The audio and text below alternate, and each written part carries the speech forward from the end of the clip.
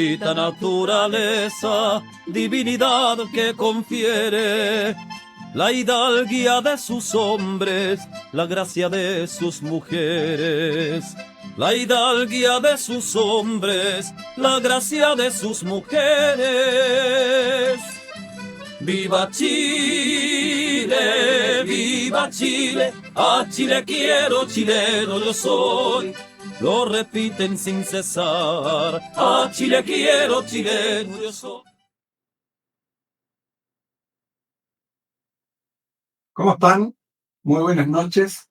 Comenzamos el último programa de esta temporada previo a la elección presidencial del próximo domingo.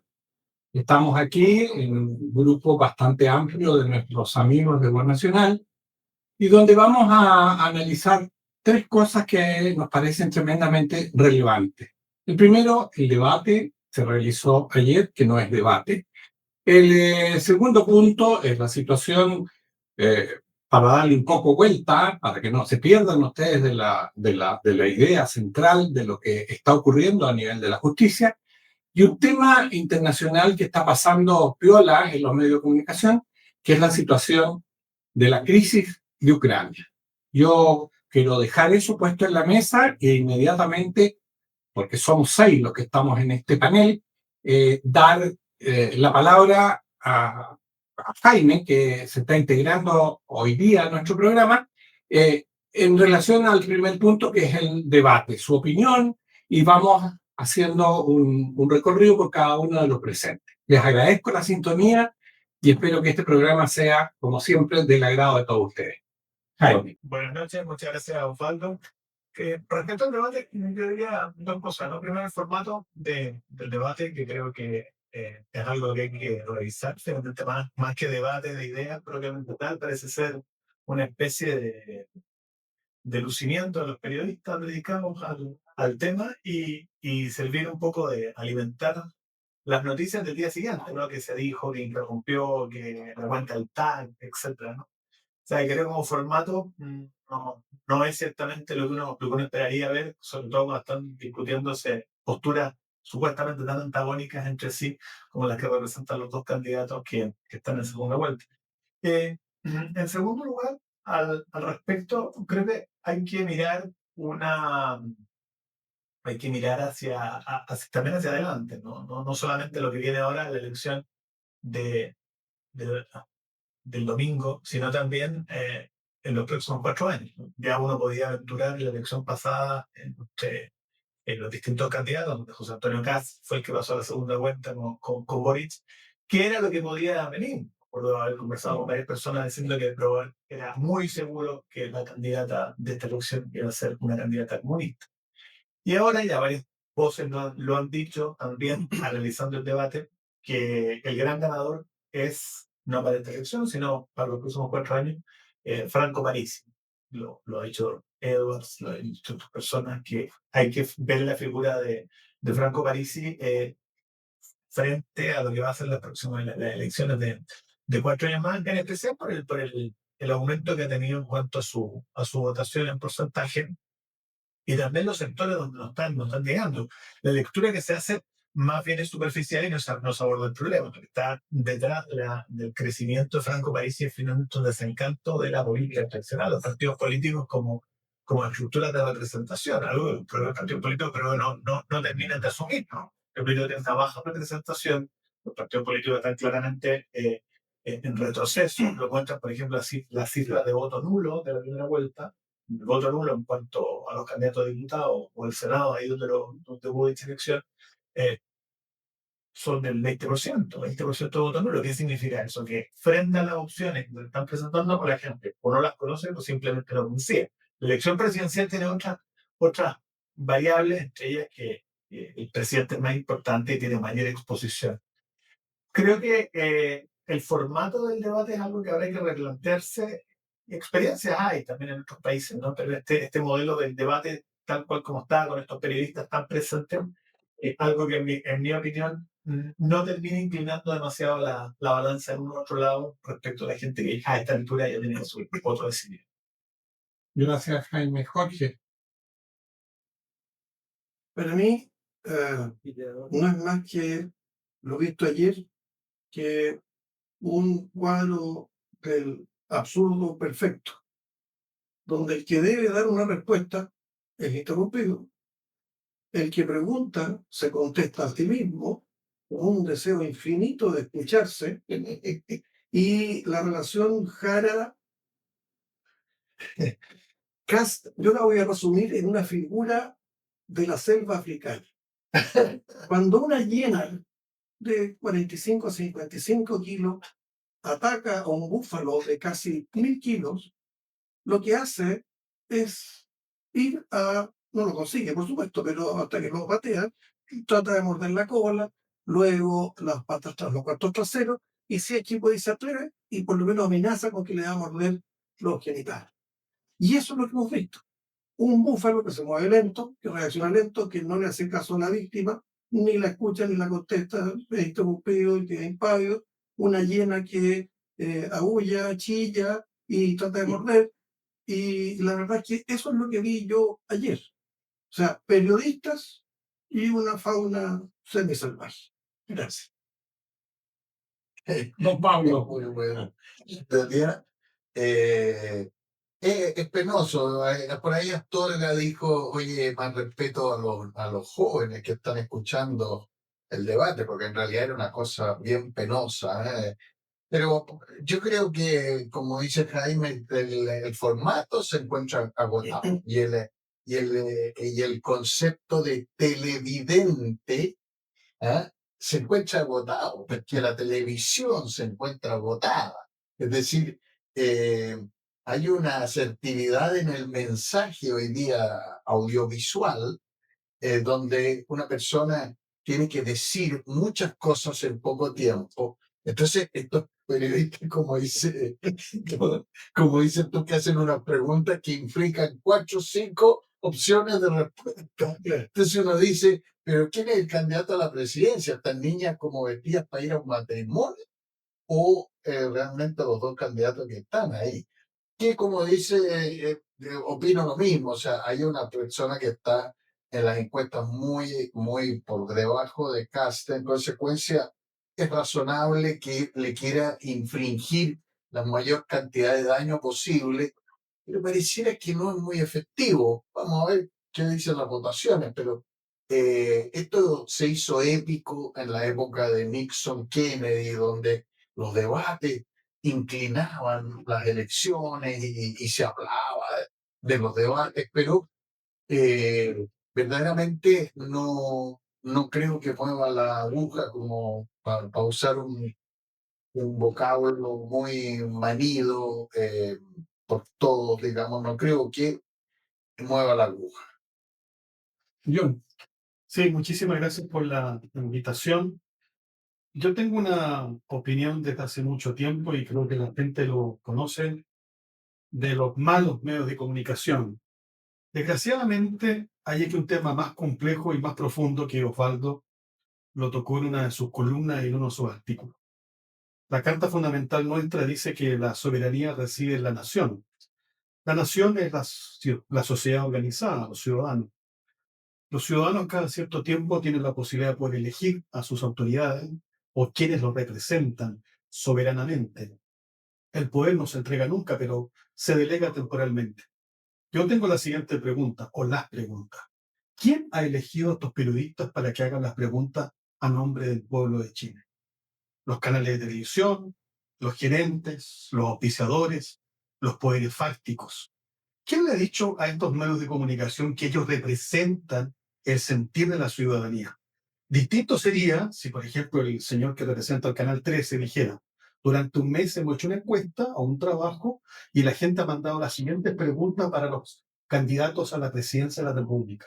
Pues bien, escuchamos solo apreciaciones personales, se demoran más tiempo en unas largas introducciones y unas preguntas que son prácticamente capciosas, y evidentemente cuando tú revisas los panelistas o los periodistas que están ahí, no hay que ser muy inteligente para darse cuenta cuál es el centro.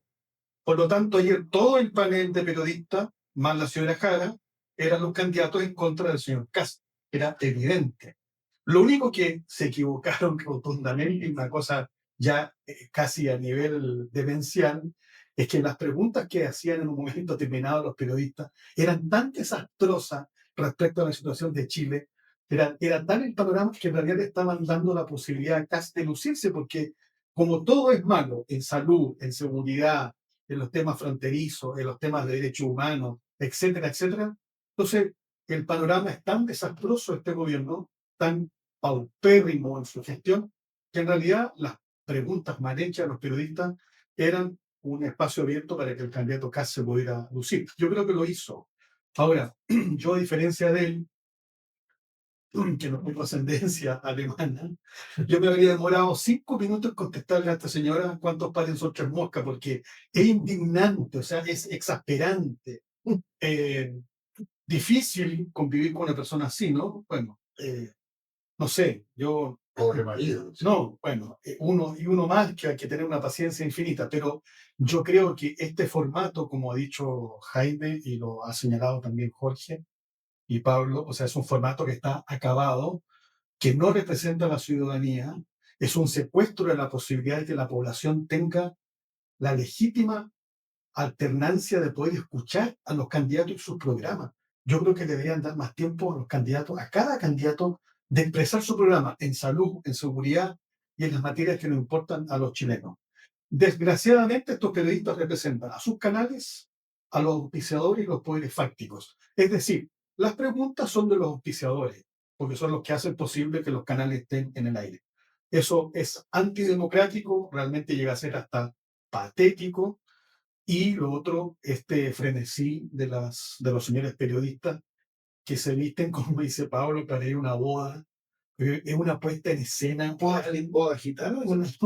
No, realmente una puesta en escena media triste. Bodas de sangre. Así que bueno, esa es mi modesta opinión. Un desastre. Yo antes de darle la palabra a Jesús, yo quiero agregar un tema. Se dice en todas partes, pero 6 millones de personas estuvieron viendo el debate. Eso no es cierto. Lo que ha habido son 6 millones de televisores encendidos. Y tan cierto es lo que digo, que hasta el propio Pepe Au, que es uno de los analistas permanentemente considerado en todos los medios de comunicación, ha dicho abiertamente que mirando el debate se quedó dormido. De tal manera que ese tema quedó así de planteado. Jesús, ten la palabra. La verdad es que yo me cuestiono, y lo escribí en un artículo cuando fue el debate de la ARCHI, y que ponía en cuestionamiento primero el concepto de debate. ¿Realmente estamos aquí enfrentados en un debate?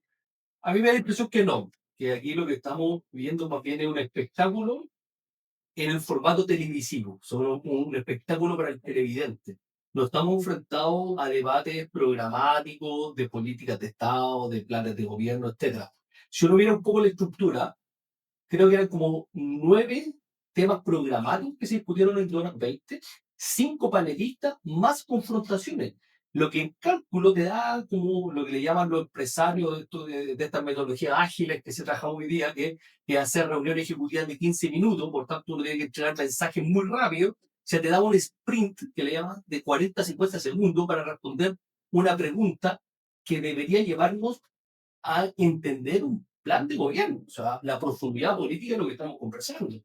Con lo cual, si uno ve este formato de los debates, o de los más llamados debates, en rigor es eslogan versus eslogan. O sea, son frases sueltas, son frases que no tienen hilo argumentativo ni hilo conductor. O sea, en realidad no estamos viendo un candidato A con un candidato B enfrentar ideas y argumentar y contraargumentar para sostener una postura. Por tanto, solo caemos en quién tiene un mejor desempeño espectacular, es decir, quién tiene una mejor semiótica. Por tanto, quién tiene un mejor entrenamiento teatral, quién tiene un mejor asesor de imagen, si la corbata le queda mejor que el moño, etc. Pero, ¿qué pasa con el fondo argumentativo de lo que estamos enfrentando? Y yo creo que ese, sin duda, es signo de la crisis comunicacional, de la crisis del pensamiento crítico, de la crisis mediática. O sea, hoy día los medios no entregan información, los medios entregan datos sueltos, hilarantes. Entonces, hoy día, más que nunca, creo que, si bien no soy de la línea del autor, pero creo que tiene mucho sentido en esto, Guy Debord y la sociedad del espectáculo. O sea, hoy día lo que enfrentamos son menos espectáculos en política y lo que menos tenemos es políticos que hagan política a propósito de la partida de Pablo Rodríguez Grez, gran jurista, gran político, gran pensador, tan antes como ese personaje que hoy día no queda. Hoy día solo empezamos a tener títulos del espectáculo donde los coprotagonistas son los periodistas. Ellos se quieren robar el espectáculo, además de muy mala manera, agresivo, poco retórico, poco orador, que termina siendo un espectáculo además de mala calidad. Gracias Jesús. Creo que no hay mucho más que agregar a esta materia. Está claro que ha sido durante todo este periodo eleccionario una actitud hacia la ciudadanía, hacia la soberanía nacional, de una falta de respeto impresentable. De tal manera que creo que haya mucho más que agregar frente a esto. No creo que se haya movido la aguja, yo creo que las cosas siguen exactamente como ya está decidida en términos de cada una de las conciencias lo que va a ocurrir el día domingo. Y espero que sea un resultado favorable al bien de la libertad. Después veremos más adentro, más adelante, qué cosas se pueden aplaudir y qué cosas se pueden criticar. Sí, un segundo algo. Fíjese, algo que llama la atención de los últimos 2 debates. La señora Jara siempre llega al punto de que desde los 14 años pertenece al Partido Comunista. Pero allí, y la oportunidad anterior, escuché una Pero, señora- perdón, era temporera, vivía en un No, campamento no, pero y, espérate, pero espérate y era un poquito. minera de Cervón. Pero pensando en su fondo ideológico, esto no es más que una pantalla, y siguiendo la línea que planteas tú, Jesús, porque ella se define comunista, pero la que da respuesta es una señora semimomia. Es como una demócrata cristiana de derecha. Entonces es una cosa muy rara. Y a nadie le llama la atención. Católica y apostólica. Por supuesto, obviamente. Bueno, yo creo que habría que entrar a conversar, a emitir algunas opiniones. Aquí hay 4 destacados abogados frente al fenómeno de la justicia que yo creo que ha ido pasando y escalando dentro del poder legislativo, las acciones que son absolutamente reñidas con el manejo que se ha hecho de la justicia y que de alguna manera el Parlamento está tomando conciencia y tomando las decisiones que, en mi juicio, son las pertinentes. Dejo la palabra a John, que tú eres el que sabe que está más involucrado en este tema. Tengo achitas que afilar. Tienes achitas que afilar. No, yo creo que se tocó este tema ayer, Jesús lo plantea muy bien, este espectáculo. O sea, ayer, por ejemplo, los debates presidenciales, estamos hablando de debate presidencial, no se dio el tiempo ni la mesura para hablar de un poder del Estado que evidentemente está en crisis. O sea, Terminado. si los candidatos presidenciales no son capaces de abordar un tema de esta envergadura, salvo la candidata Jara, que hizo un apronte a ver si el candidato Kast picaba respecto del señor Hermosilla. Pero es evidente que ella no, porque habla del señor Hermosilla como si hubiera sido, lo reduce a ser el abogado del presidente Piñera. Sí, pero ella no dice, ni sostiene, ni ratifica que el señor Hermosilla se declara en un audio que está ahí en el Ministerio Público, que era jefe o pertenecía a la estrategia militar del Partido Comunista. Eso dice el abogado Hermosilla, ¿no? Y, o sea, En el primer audio, en el que da claro, toda la, así parte. el destape de... Y su padre, también, que también pertenecía a al mismo origen ideológico. Es penoso que el Poder Judicial esté secuestrado en este verdadero espacio izquierdizante, ¿no? Esta pseudo justicia chilena que nos tiene hoy día conmovidos en la televisión porque hoy día se vio en la Cámara de Diputados y se aprobó lo que recibió la diputada Orsini, una gran jurista que conoce estos temas más en profundidad. Entonces ella, por supuesto, presidió la comisión que está juzgando a un ministro de la Corte Suprema. Y claro, aparentemente ya están los votos para el día de mañana, una sesión extraordinaria. Pero hoy día aparecieron 2 personajes en esa sesión dando testimonio. Un ministro titular, el ministro Mario Carroza, titular de la Corte Suprema, y otro ministro que está en situación de retiro, jubilado, que fue presidente de la Corte Suprema. Yo antes de iniciar el programa le decía a Pablo cómo dos personajes de esta envergadura se exponen a ir a una comisión en la Cámara de Diputados a rendir pruebas respecto de hechos que son controvertidos. O sea, una persona que ha sido presidente del poder del Estado. Ese es no tener noción de lo que uno es o lo que uno representa. Como bien dice Jesús, un espectáculo. La que preside la comisión, un espectáculo, los personajes que van hacen otro espectáculo, y lo triste es que el país está en vías de una especie de colapso total del sistema de justicia. Yo realmente hubiera echado de menos, o sea, eché de menos el día de ayer, es que alguien que va a ser presidente de la República, que quiere ocupar el cargo más importante, es más, se habla de la primera magistratura, ¿no? Es el primer juez de la República, el presidente. Hubieran tocado este tema en profundidad. Esto no se va a arreglar, ¿ah? Porque van a seguir saliendo otros viajes, otros destinos, etcétera, etcétera.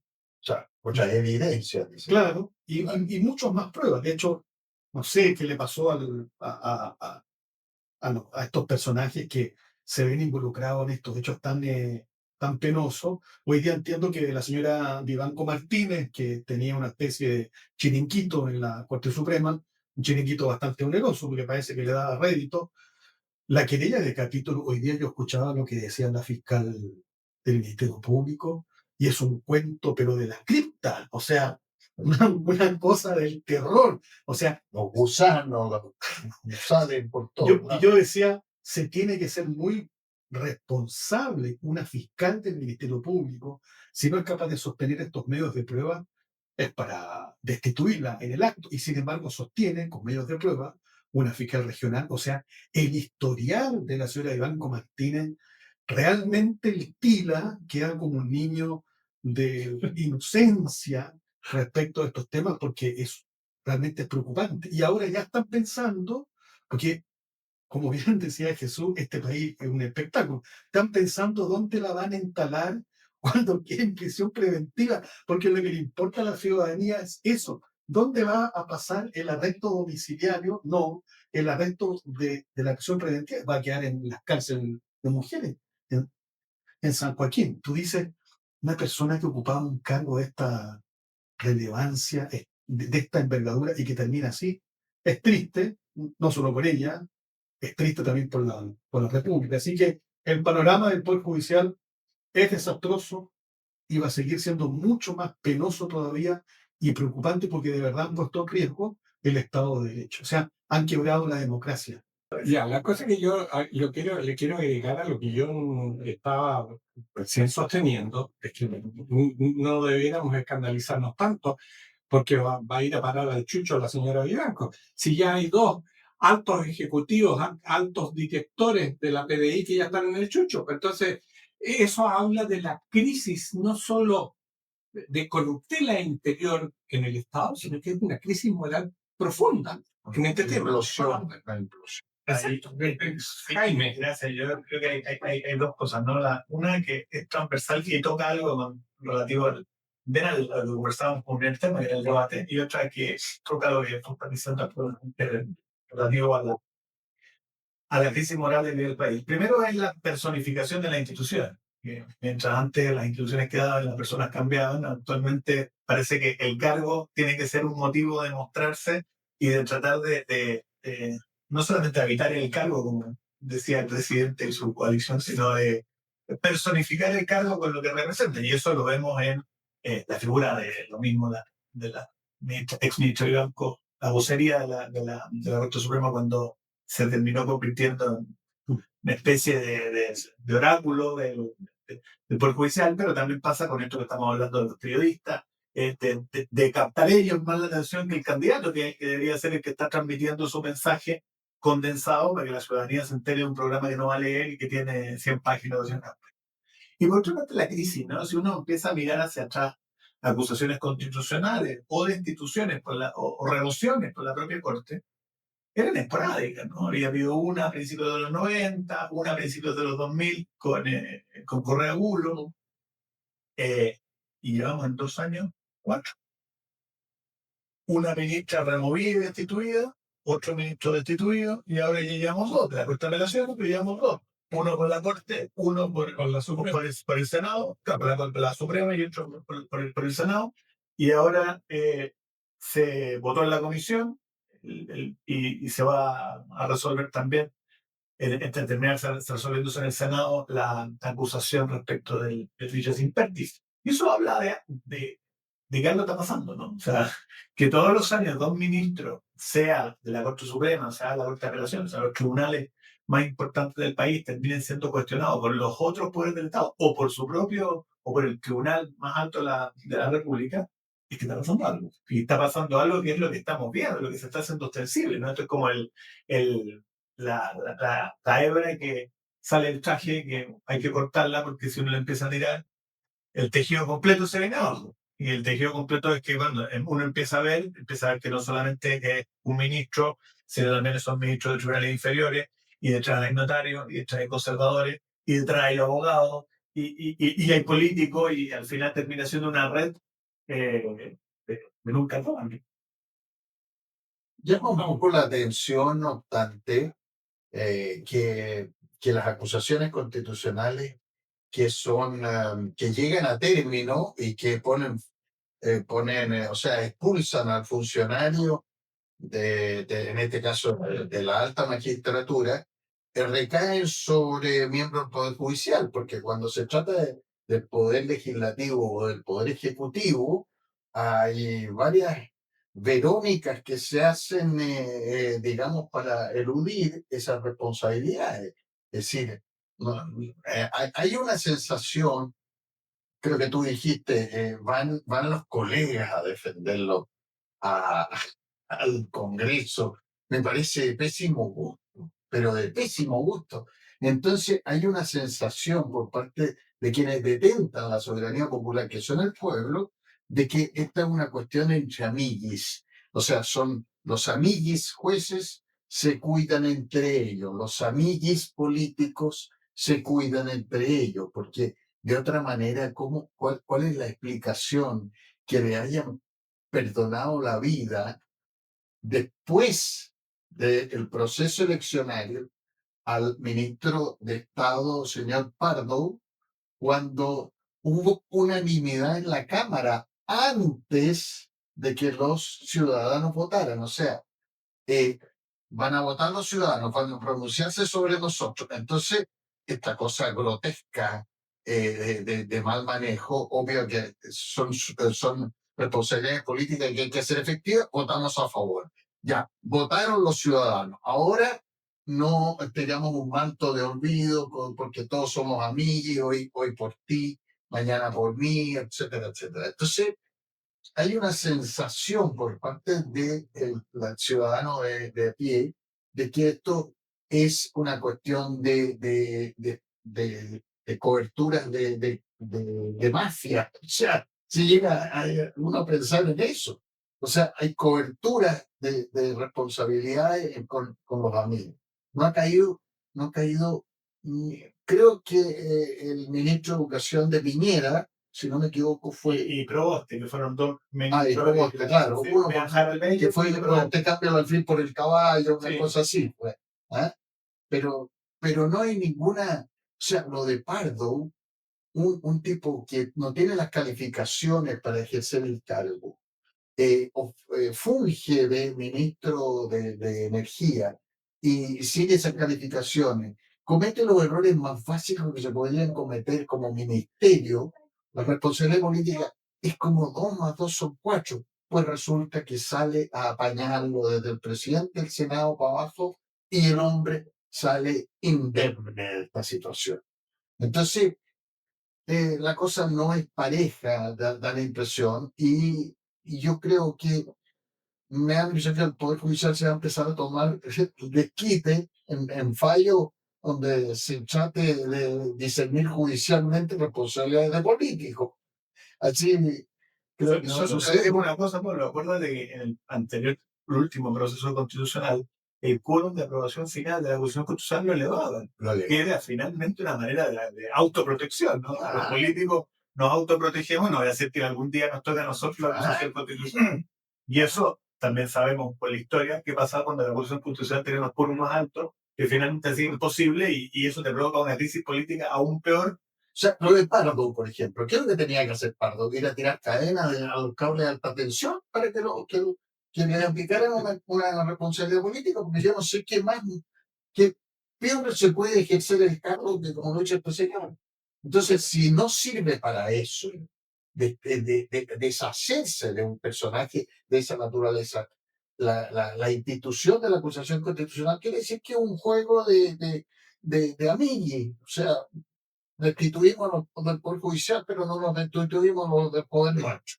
Pero lo mismo con Ulloa, ¿no? Ulloa, cuando pasa a la Corte Suprema no lo remueve, sino que lo detiene, y ante eso es que reacciona la Cámara de Diputados. Es una cosa insólita lo de Ulloa, o sea, bueno, en fin. Pero miren, en este asunto de Pardo que lo tocamos en el programa pasado, aquí hay dos cosas que son aún más graves. Primero, con todas sus letras, se estafa a toda la población chilena, a todas, completita, de Arica a Magallanes. Y segundo, engañan. No solo engaña por la acción, engaña a las más altas autoridades del país, tapando una información que él sabía de hacía ya bastante tiempo. Con todos esos antecedentes, el Senado lo salva. O sea, esto es parte de la crisis moral que tiene Chile, de la cual son responsables políticos, sin duda alguna.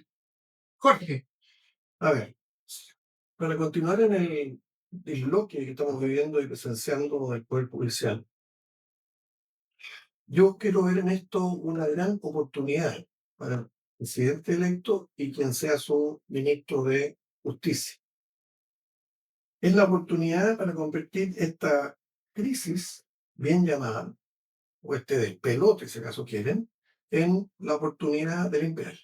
Si usted pide mi modesta opinión, atendía las causas que me ha tocado ver en materia civil y criminal, a lo menos yo les podría nombrar, y tengo los antecedentes, y tengo los expedientes copiados, autorizados por ministros de fe competentes para presentar las querellas correspondientes y para perseguir a lo menos 10 cabezas más. Varias más de la Suprema, y otros que van a cuidar ligerito, pero de un par de cortes de apelaciones, y por supuesto de quienes han estado como ministros en visita extraordinaria, y desde luego de un par de jueces de letra. A lo menos, que califican perfectamente bien y está probado. Para eso se necesita que sigan probando la rueda, porque la rueda nos va a pillar. Si la rueda, cuando pisa, causa daño. Eso es todo lo que quisiera decir por el momento, pero yo ocuparía esto como una gran oportunidad de limpiar. Se abrió la ventana, está la mugre, limpiemos, barramos y sigamos. Jesús.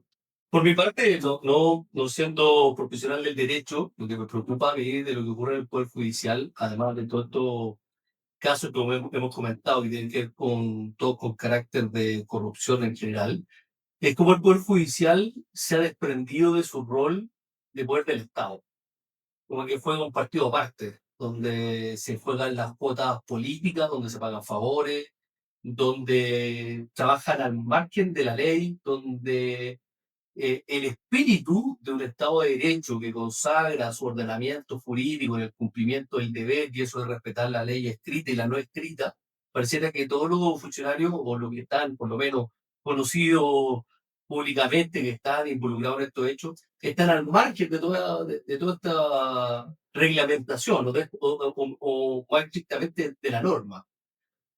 Con lo cual lo deja, o sea, no pasa por ser algo casual o algo anecdótico, es algo realmente preocupante, porque cuando el Estado deja de actuar cohesionadamente, o sea, los tres poderes, ¿no? El Ejecutivo, su administración, el Legislativo, en tratar de generar normas que conduzcan a la comunidad hacia un bien común, hacia una vida buena, y el Poder Judicial en hacer cumplir esa norma, pero que está preocupado de cualquier otra cosa, sobre todo el enriquecimiento ilícito, es preocupante, porque y aquí empezamos con el suma y sigue. O sea, sumamos una política de espectáculo, sumamos una cultura decadente, sumamos unas universidades que están convertidas en centros de certificación y lo que menos hacen es formar espíritu. Tenemos una sociedad joven que lo que menos le interesa es el bien de la comunidad y están sumidos en el egoísmo, en el mercantilismo, en el materialismo, el relativismo y todos los ismos que nos podamos imaginar. Tenemos hoy día un escenario de elecciones la próxima semana que nos guste para bien o para mal, toda elección es sumamente importante para la estabilidad de una nación y sobre todo de un modelo democrático. O sea, no se puede dejar al azar las elecciones, sobre todo cuando tienen que ver con el presidente. O sea, no es ni más ni menos. Ya por evidencia empírica podemos ver lo que significa elegir mal. O sea, tenemos un presidente hoy día que lo único que puede hacer bien quizá es tomar cerveza, porque todo el resto pareciera que lo hace mal. Eh, con lo cual, lo que hace el Poder Judicial para mí sigue siendo un signo y un síntoma de la decadencia moral en la cual estamos sumergidos no solo como país, sino como sociedad. Y esto no se va a terminar muy rápidamente, esto no se va a terminar por un cambio de gobierno, esto no se va a terminar por procesar, encarcelar, desterrar, lo que sea que hagamos con los culpables, porque es algo que está mucho más enraizado, es algo que se metió en el ADN de generaciones políticas y pareciera que a las nuevas generaciones no le importa remediarlo. Y eso es mucho más preocupante todavía. Y ahí viene la pregunta, ¿y qué hacemos al respecto? ¿Y qué hacemos al respecto? Ahí Jaime señalaba el fenómeno de París, etcétera. Yo lo hemos conversado en otras circunstancias. Yo creo que una parte de esa manifestación del desencanto, que además es un desencanto poco racional, muy del pathos, muy pasional, que tal vez se refleje en un voto nulo. Y ese voto nulo no es un voto que uno podría juzgar maliciosamente, porque es gente que está abandonada por los partidismos que han llevado a una crisis institucional. Y eso es uno de los problemas del Poder Judicial, es que se convirtió en la cuota de los partidos. El partidismo que ha destruido la institucionalidad.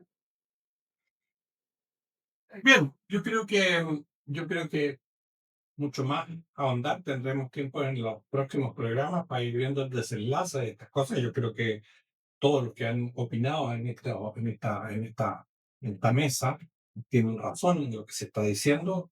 Yo saco como conclusión de esto de que, independiente de los caminos que se tomen, hay una profunda crisis moral en Chile y eso de alguna manera tenemos que revertirlo. Se revierte con la cultura, se revierte con la educación, se revierte metiendo mano firme en estos dos aspectos para volver a hacer razonar al país, para volver a tomar conciencia del rol que se tiene como persona. Y yo creo que aquí en la mesa se ha tirado una información que ha pasado, como dicen los loros piola, en el concierto de la información mediática, que es la crisis de Ucrania. Aparentemente, esa guerra está llegando a su fin. Y a mí me parece interesante que nosotros abordemos este tema, dejarlo por lo menos en su esencia planteado, porque estamos al borde de una crisis internacional no menor. Y yo creo que tú, Pablo, tienes una mayor información sobre esta materia. Te dejo la palabra. O sea, yo tomo lo que decía Jesús delante en orden a que la capacidad comunicativa que tienen los medios de comunicación es cercana a cero, porque al final de cuentas, me refiero a los medios de comunicación canónicos, la televisión, la radio, la prensa, etcétera, están por la imposición de una agenda a mata caballo y sin ninguna consideración con la realidad eh, contingente, valga la redundancia. Entonces, sucede que en la guerra de Ucrania suceden cosas de una relevancia internacional estrepitosa. Es decir, por ejemplo, bueno, hubo una derrota, una especie de operación de desgaste con esa eh, crueldad y con esa lentitud que tienen los eslavos, que luchan de lado y lado, porque esta es una guerra civil entre eslavos.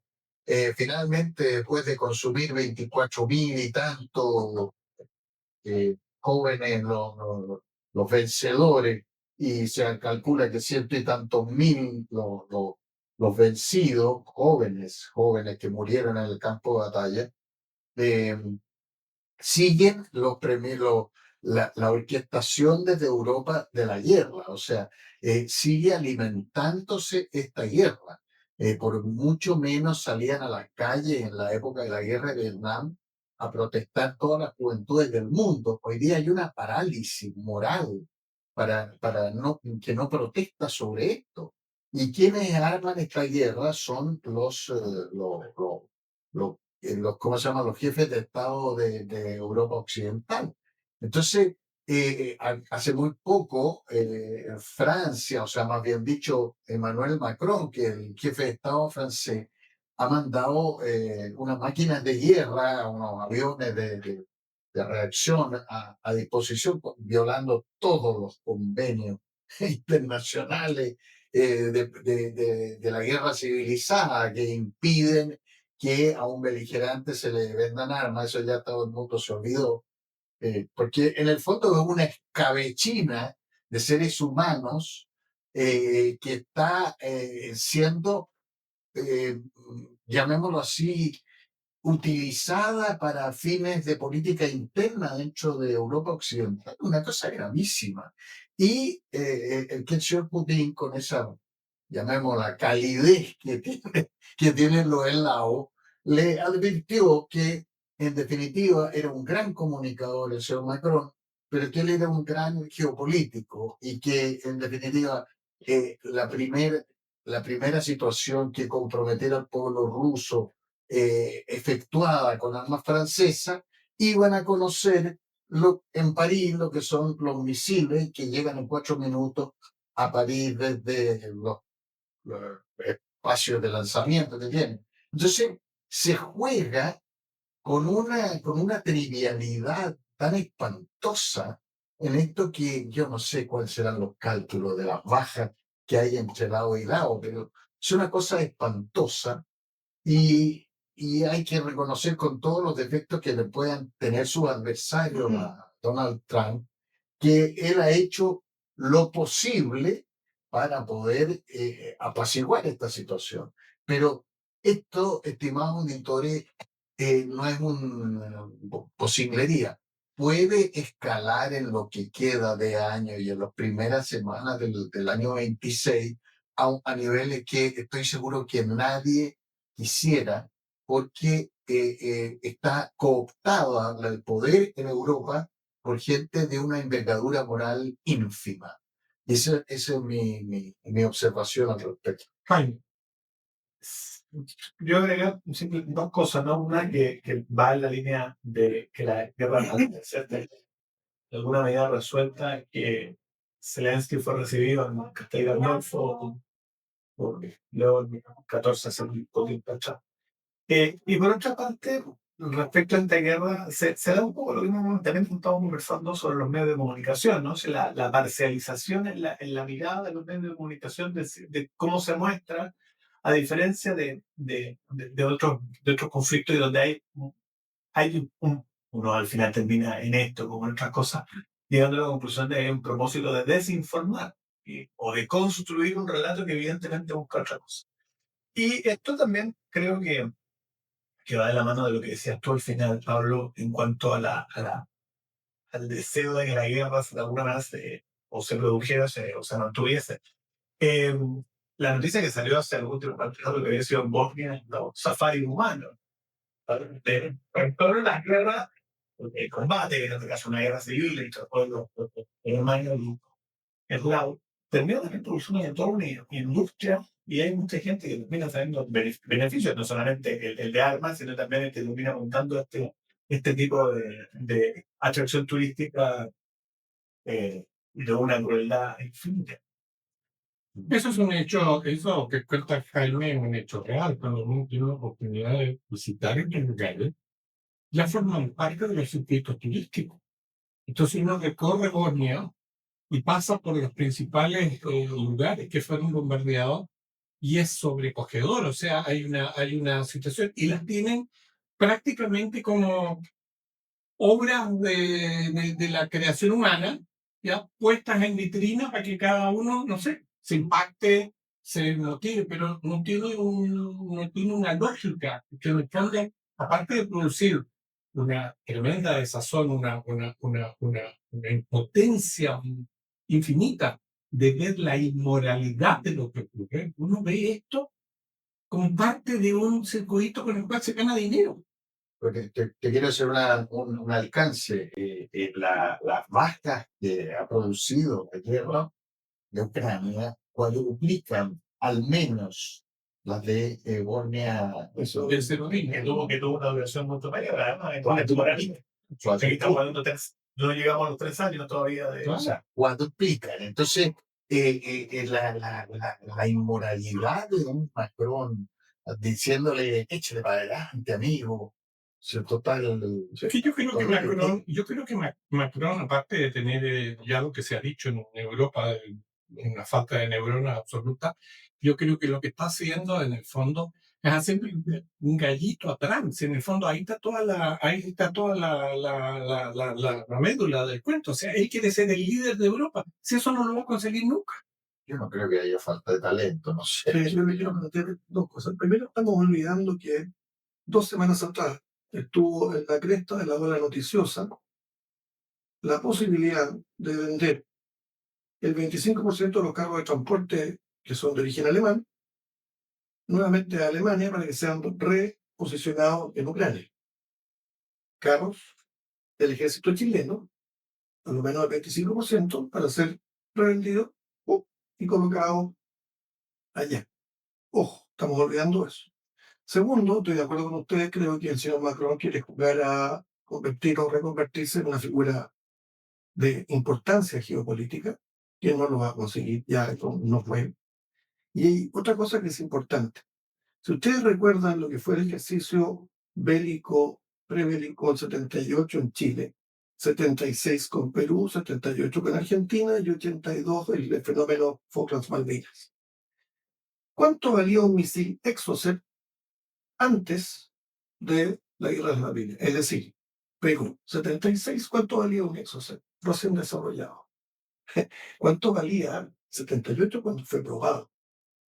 ¿Cuánto valía el 82 cuando fue requete contraprobado y con éxito a buques de primera línea? Hablemos del Sheffield.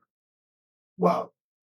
¿No hay detrás de esto un negocio absoluto y absolutamente a la vista, independiente de lo que plantea Jaime, que desde luego se ve menos, pero esto lleva una línea directa de los fabricantes, pero también hay toda una línea secundaria que no está a la vista, que son precisamente no los traficantes, están más atrás, son los que hacen más negocios, pero toda la línea de comerciantes de armas en el mundo. Y no se olviden ustedes que cada vez que sale a la venta una de estas armas con éxito, inmediatamente sale a la venta la contramedida. Y si están colocando esas armas es porque ya tienen la contramedida para salir a venderla inmediatamente en la nueva generación. ¿Por qué le venden F-16 a Argentina? La razón es muy simple, porque están financiando no la siguiente, sino que la investigación de la subsiguiente generación de aviones o drones y están terminando de financiar la generación que va adelante. Por eso están regalando los F-16, toda la tecnología y todo el asunto. Le están vendiendo una pieza de museo. Los ángeles que protegen el cielo de Argentina. Y el de Chile también. Don John. No, solo si es palabras al cierre porque estamos casi en el tiempo. Estoy impactado con un texto que estoy leyendo sobre la reina Isabel, de una envergadura inusual para la época, ¿no? Su historia personal, su historia intelectual, su fe religiosa. Perdón, Isabel. ¿La católica? Sí. Sí, la otra vez. Doña Isabel, la reina de España, la gran reina de España. Y hay una cosa que me llamó poderosamente la atención y se lo comenté a Osvaldo un día que salía a caminar por el parque forestal a leer. Antes salía más, pero después me asaltaron, entonces ya dejé de hacer eso. Menos mal que el libro no me lo robaron, ¿no? Porque yo creo que el ladrón no sabe leer, entonces no le interesa.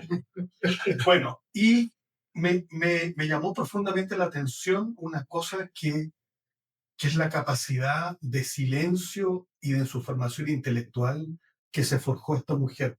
Fíjate que no estaba en los planes, y todo el mundo lo sabe, ¿no? O los que lo conocen, no estaba en los planes de ella la potestad ni el detentar el poder.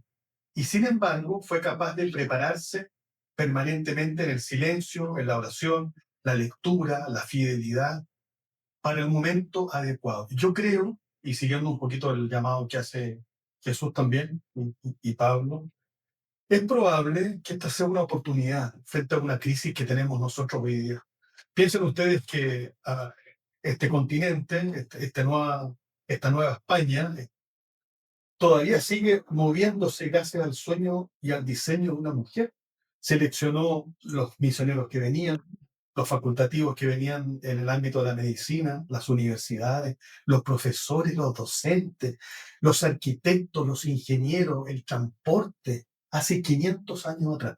Y nosotros seguimos disfrutando del sueño de una mujer, el diseño de una mujer, en el silencio de su oración.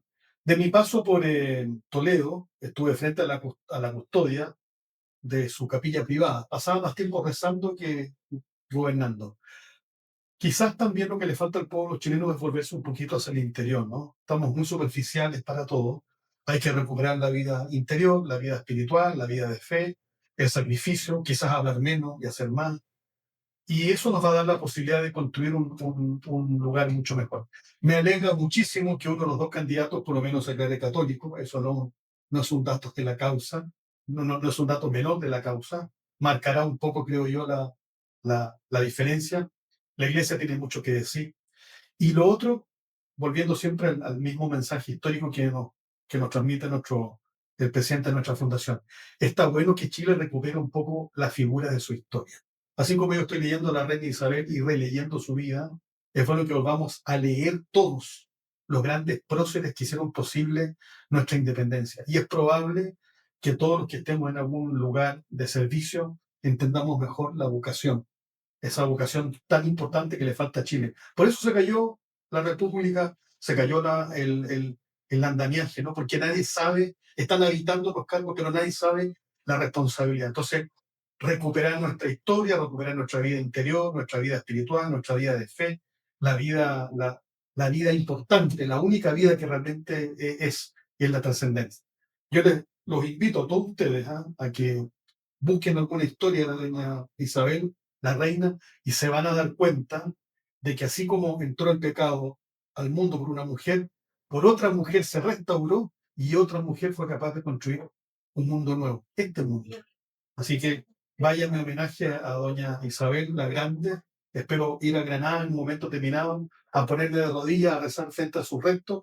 Desgraciadamente está ahí el informe del Vaticano y nadie se ha atrevido a colocar en la firma por un tema de cobardía, porque obviamente hay intereses creados y esta pseudo filosofía y otros hermanitos también que hacen un trabajo horroroso para no reconocer efectivamente que ella representa Occidente, nuestra cultura, nuestras formas de vivir, nuestra codificación legal, nuestra fe, nuestra idiosincrasia. Yo creo que hay que recuperar profundamente ese camino, volver a la fuente original. Y creo que a los chilenos nos falta un poquito también volver a estudiar, leer, rezar, dar gracia y evitar efectivamente todo esto que nos ocurre. Hay una cosa interesante de lo que decía el Papa León en su salida al balcón el primer día, ¿no? Se presenta como hijo de San Agustín, lo cual es bueno, y finalmente dice, el mal no prevalecerá. Y yo creo que ese es el llamado que tenemos que hacer en este programa antes de las elecciones. Queridas amigas y amigos chilenos todos, este domingo el mal no prevalecerá.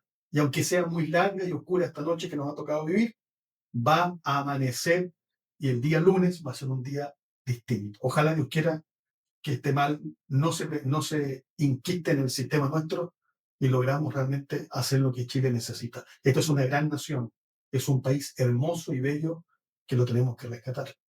Sí, sobre eso el fenómeno de las multitudes que los políticos han tratado de replicar de la época de los 70, juntar, concitar voluntades para que se reúnan en plazas. Y hoy día vemos que todos los candidatos en pugna alcanzaron a reunir, no sé, 10.000 personas, 5.000 personas, pues bien. El informe de Carabinero dice que a la procesión de la Purísima en Casablanca habían entre 1.200.000, 1.300.000 personas. Y no hubo un vidrio quebrado. ¿Mm? Y no hubo un vidrio quebrado. No hubo ni un vidrio quebrado y las noticias 1,5 millones de personas y caminando. caminando. Tomando eso, esta semana además se cumplieron 80 años del Nobel de Gabriela Mistral, que también no solamente tuvo una vida cultural muy intensa, recibió el Pago de Chile porque nadie la reconoció aquí, sino muy tardíamente. Qué novedad, ¿no? Y que además era, bueno, decía que franciscana, una mujer de fe, y que tiene, entre los libros que están publicados, hay una colección de ensayos políticos, donde aconsejo leer, tiene 2, por ejemplo, que va a presentar en Maceda, que son de lectura. Y hablan bien el verano, yo no he hablado de lectura, la editorial Rubicón está sacando recuperando algunos clásicos relacionados con el derecho, pero de los 2 que ha publicado, hay uno que es un gran libro y que vale la pena leer, que es La Fronda Aristocrática de Alberto Edwards. Un libro de una pluma muy fácil, muy directa, y ese libro termina con un párrafo célebre, ¿no? Donde habla del demoledor. Y dice que el demoledor generalmente demuele sin tener claro el plano de lo que va a construir. O sea, lo importante es destruir antes que saber qué es lo que lo va a reemplazar. Y hay que no solamente pensar en lo que son los cimientos y la historia del país, recuperando esta figura, Gabriela Mistral, ¿no? Aprovechando de releerla, y la profundidad que tuvo, sobre todo en una época en que la juventud también conservadora tuvo una deriva que comenzó por el surgimiento de la democracia cristiana y terminó, bueno, en la izquierda cristiana, MAPU, etcétera. Toda una deriva que surge de precisamente una asociación estudiantil, ¿no? La ANEC, la Asociación Nacional de Estudiantes Católicos de esa época. Creo que hay que recuperar esa figura y estamos terminando el año, pero vamos a tener el año con una elección decisiva. ¿Me permite, Osvaldo? Sí, por favor. 10 segundos, algo que para mí es importante. Lo que pasó en Los Vázquez el día 8 es extraordinario, porque se vive también en el norte, cuando se hace toda una fiesta para celebrar o festejar a la tirana. Lo mismo se hace en Santa Rosa Pelequeña, en todo Chile. Eso nos muestra el fondo de nuestra patria, la oportunidad que tenemos de sacar esto adelante. Pero también nos hace reflexionar y ver que en el Poder Judicial, el Legislativo y en el Ejecutivo, lo que encontramos son seres humanos carentes, absoluta o parcialmente carentes de Dios y de ley. Gracias. Jesús, para terminar el programa. Yo cierro. Lo primero respecto a Ucrania, yo tengo más dudas y sospechas de lo que ocurre en Ucrania, a propósito de lo que se dice de lo que vendría a representar Macron, ¿no? Primero porque, si mal recuerdo, cuando parte la guerra, parte con un impulso también que no es ucraniano, parte con el impulso de Biden. Cuando Biden le dice, vamos a la guerra porque yo estoy detrás tuyo, y luego lo vota. Eso digamos, es relativamente conocido, ¿no? Luego también está la otra parte que tiene que ver con la intervención de alguna manera de lo que debería ser la OTAN. Recuerden que Ucrania pensó que la OTAN lo iba a respaldar no solo con apoyo logístico, sino también con tropas. Pero, ¿por qué digo más duda y sospecha? Primero, porque ustedes dijeron varias cosas que hacen sentido. No es menos cierto que la economía de Estados Unidos, buena parte, se basa en la industria militar. Y no es una industria militar. Depende de muchos otros países donde hacen una mancomunión de industria militar. Israel, Inglaterra, Italia con Leonardo, Francia con Ecofaro, O sea, la industria militar es importante en el mundo. Y como cualquier industria, necesita demanda. Si no gasto las municiones, si no requiero nueva tecnología, si no tengo un enemigo con el que enfrentarme, no tengo quien me compre. Si no, la paz perpetua de Kant no es muy amiga de la industria militar. Pues. Entonces, en ese sentido, hay un punto, ¿no? ¿A quién le interesa que la guerra, donde sea, en Afganistán, en Libia, ahora en Ucrania, Rusia, siga operando? Hay intereses detrás, probablemente. Pero luego también está la inestabilidad institucional detrás de la carga moral. Rusia, si uno analiza los últimos 30 años de Rusia, igual como lo hace generalmente con Chile, cómo ha cambiado el país, Rusia no es la URSS. Hace muchas décadas dejó de ser la URSS. Putin y el gobierno Putin con todo lo que ha hecho un giro interesantísimo. O sea, hoy día quizás el país más católico del mundo es Rusia, ¿no? Todo. Ortodoxo, católico ortodoxo, cristiano, digamos, pero finalmente, y llevándolo hacia el concepto de la Eurasia, y ahí recuerdo alguna, no sé si te recuerdan la oportunidad que tuve de entrevistar a Alexander Dugin, las dos veces, donde la primera vez, todavía no estaba la guerra, la segunda vez fue poquito antes que en el atentado mataran a la hija, donde hablaba que ellos se sentían deudores de Occidente y sentían que tenían que ir al rescate del espíritu de Occidente, el espíritu cristiano de Occidente que Occidente había abandonado. Y eso no hay que dejarlo pasar de largo, porque Rusia se convierte no solo en una traba del BRICS, por ejemplo, si lo queremos poner en peso económico, en el orden geopolítico, industria militar, la asociación con China, etcétera, sino también es una amenaza espiritual.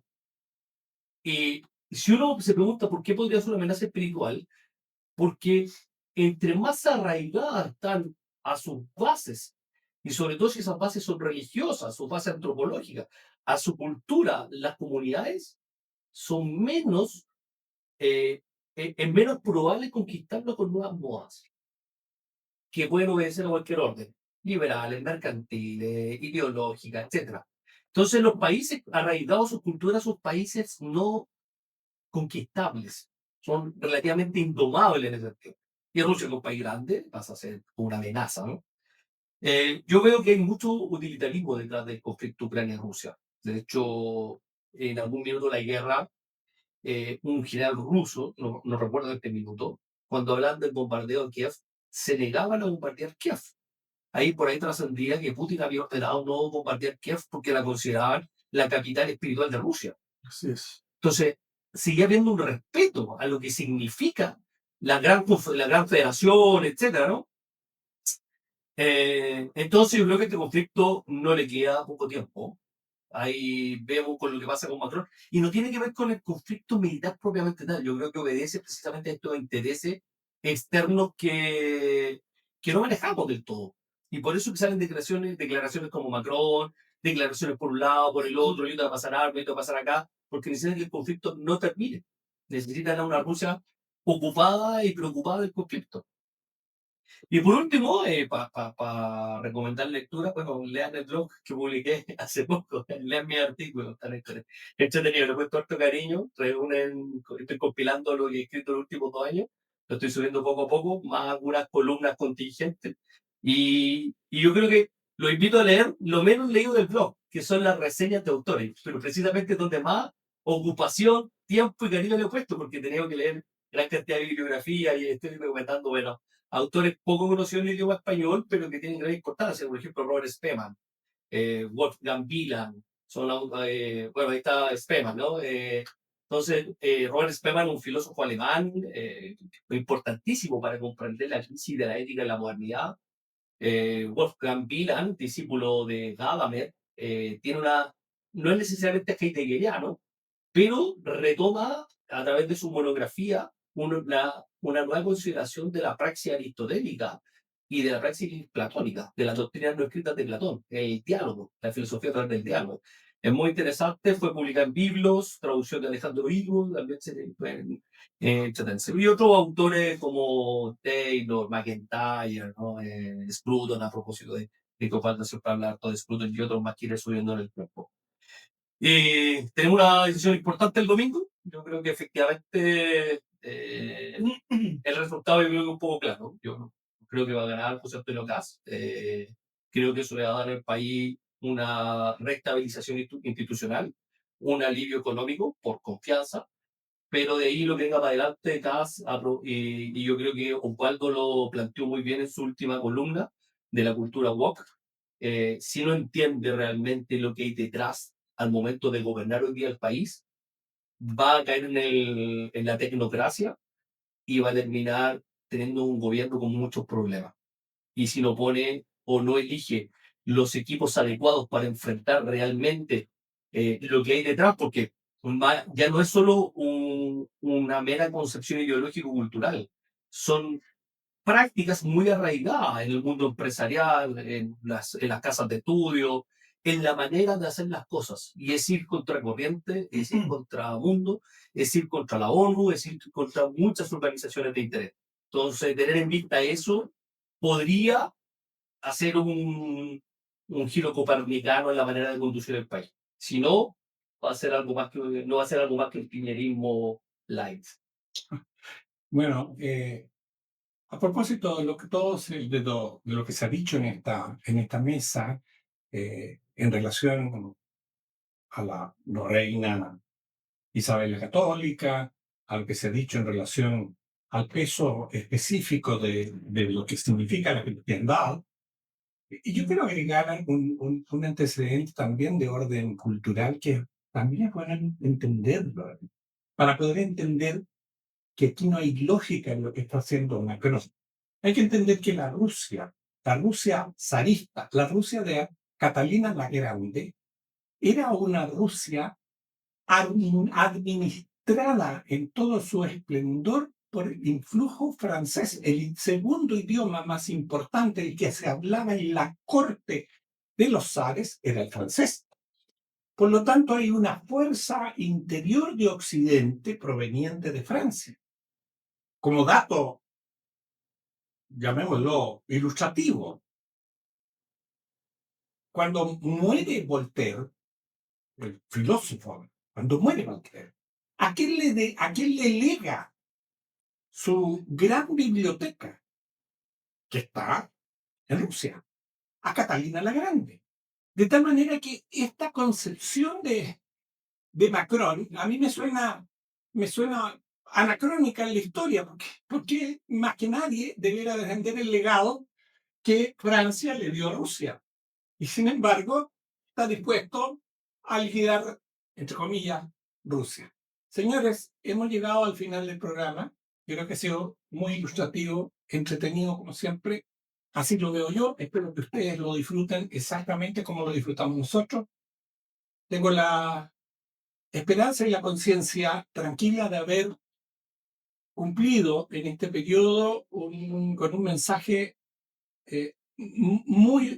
muy ilustrativo en términos de la dinámica política, social, económica y cultural del país en todo este periodo.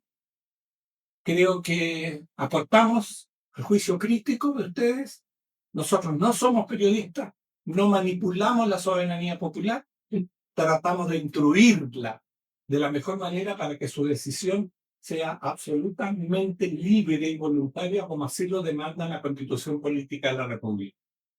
Esperamos que eso se haga realidad el próximo domingo, y el día lunes, tal como dice John, tengamos un despertar brillante y salgamos de este túnel negro en los cuales hemos estado agobiados por tantos años. Muchísimas gracias. Gracias a todos los amigos que han participado en este programa. Les deseo lo mejor y la más grande de las esperanzas para un Chile libre. Muchas gracias. Buenas noches. Bendita naturaleza, divinidad que confiere la hidalguía de sus hombres, la gracia de sus mujeres. La hidalguía de sus hombres, la gracia de sus mujeres. ¡Viva Chile! ¡Viva Chile! A Chile quiero, chileno yo soy. Lo repiten sin cesar. A Chile quiero, chileno yo soy.